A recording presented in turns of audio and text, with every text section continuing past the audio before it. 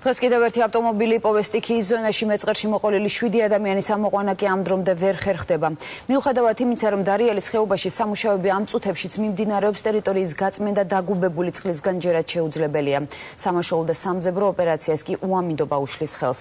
სტიქიის ზონაში საგანგებო შტაბი განაგრძობს მუშაობას, იქ იმყოფება ბექა მჭედლიშვილიც.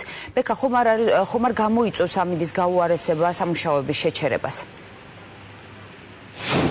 მიუხედავად იმისა, რომ დარიალის ხეობაში ახლა ძლიერი წვიმაა ისევ, იგეგმება, რომ მთელი ღამის განმავლობაში გაგრძელდეს სამუშაოები, როგორც სამძებრო, ასევე გაწმენდითი სამუშაოები. რაც შეეხება დღის განმავლობაში შესრულებულ სამუშაოებს, დღეს გაიწმინდა დიდი ნაწილი იმ კალაპოტისა, სადაც მდინარე თერგი მიედინება და არსებობს უკვე ვარაუდი, რომ ხვალისთვის დაგუბებული წყლის გადინება მოხდება, რაც სამუშაოებს კიდევ უფრო გაადვილებს. ასევე დღეს დარიალის ხეობაში სტიქიის ზონაში იმყოფებოდნენ მთავრობის წარმომადგენლები, რომლებიც უშუალოდ უწევდნენ კოორდინაციას აქ არსებულ სამუშაოებს.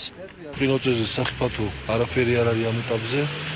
იქ ბუნებრივი პროცესები მიმდინარეობს სტაბილურად. ჯერჯერობით დასახული გეგმა ხორციელდება წარმატებით. სამინისტრომ გარკვეულად გააფრთხილა ყველა შემოსვლელი, ყველა მოქალაქე, უცხოეთის თუ ჩვენი ქვეყნის მოქალაქე, მოქალაქე ლასის მიმართულებით გადაადგილება შეჩერებული არის.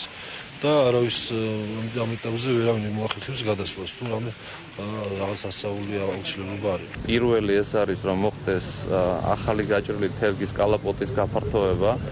მეორე მიმართულება ეს არის, რომ დროებითი გზის სამუშაოები განხორციელდეს პროექტის მიხედვით და მესამე ეს არის სამძებრო სამაშველო სამუშაოების განხორციელება. ამ დრომდე სტეფანწმინდაში იმყოფებიან რუსეთის ის მოქალაქეები, რომლებიც მთელი დღის განმავლობაში ითხოვდნენ, რომ საზღვარზე გადაიყვანათ რუსეთის ფედერაციაში. ისინი ამბობენ, რომ წასასვლელი არსად აქვთ და შესაბამისად სტეფანწმინდაში კარვებში აპირებენ ღამის გათენებას. ის ხო ბექა მჭედლიშვილი დარიალის ხეობიდან.